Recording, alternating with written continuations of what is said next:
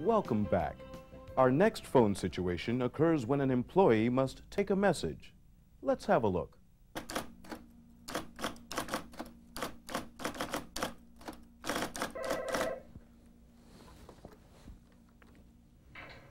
Good morning, Technology Computers. Miss Johnson, please. I'm sorry, Miss Johnson is out of the office right now. May I assist you myself, or may I take a message? Yes, this is Laisha Robb. Would you ask her to call me? Certainly, ma'am. Would you please spell your first and last names for me? Leishaaraube. Leishaaraube. And Miss Robb, may I have your phone number, please? It's 555-9544. 555-9544. Yes. And may I tell Miss Johnson the purpose of your call? I want to ask her some questions about the computer I bought last week. Questions about the computer you bought last week. All right, Miss Robb, I'll give Miss Johnson your message when she returns. Thank you.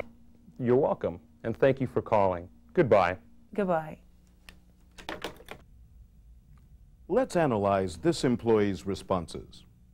As in the situation we practiced before this one, he answered the call with a smiling greeting and the name of the firm. When the caller asked for Ms. Johnson, the employee told her Ms. Johnson was out. I'm sorry, Miss Johnson is out of the office right now. I'm sorry, Ms. Johnson is out of the office right now. Again. I'm sorry, Ms. Johnson is out of the office right now. The employee did not tell the caller exactly where Ms. Johnson was because Ms. Johnson might not want every caller to know that information. However, as soon as he told the caller Ms. Johnson was out, he immediately offered to either help the caller himself or take a message. Please repeat. May I assist you myself, or may I take a message? May I assist you myself, or may I take a message?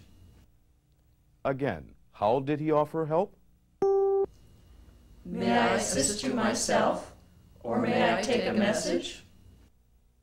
While the caller was giving the message, the employee listened very carefully and wrote everything down, asked questions to get accurate information, and he double-checked everything important by repeating it back to the caller. Whenever the employee is not sure of the caller's name, the employee can use ma'am or sir. Let's repeat a few more sentences. Certainly, ma'am. Would you please spell your first and last names for me?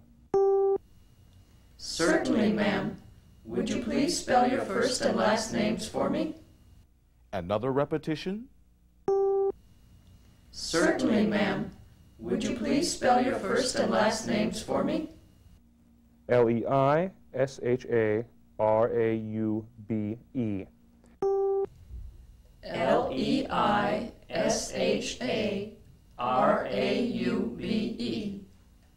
And Miss Robb, may I have your phone number, please?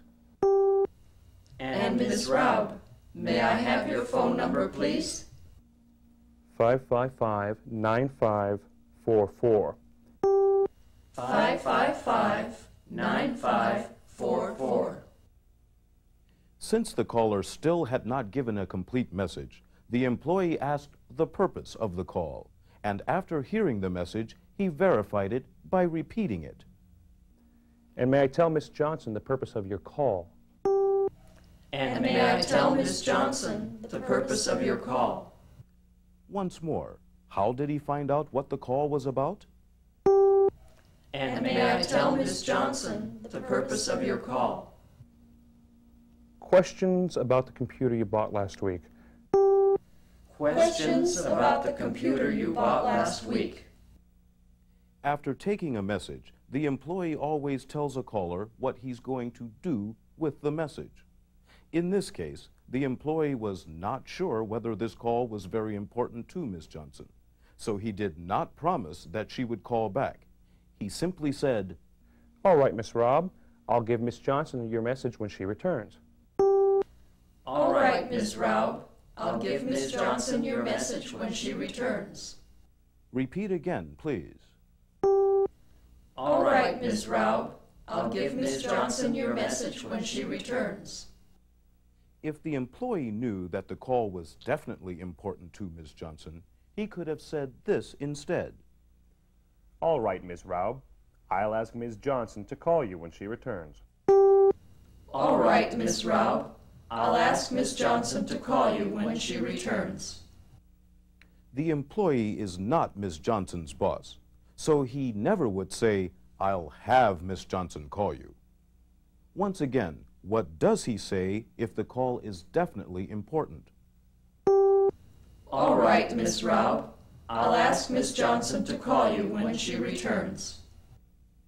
The caller thanked the employee, so the employee remembered to respond with, You're welcome, and he also thanked the caller for calling.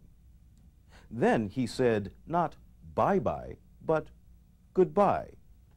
Finally, he waited to hang up until after the caller had hung up first. You're welcome, and thank you for calling. Goodbye. You're welcome, and thank you for calling. Goodbye. It's now time for you to again turn the video off and follow the instructions in the learning guide for role play number 2. When you are ready to continue with the next situation, turn the video back on.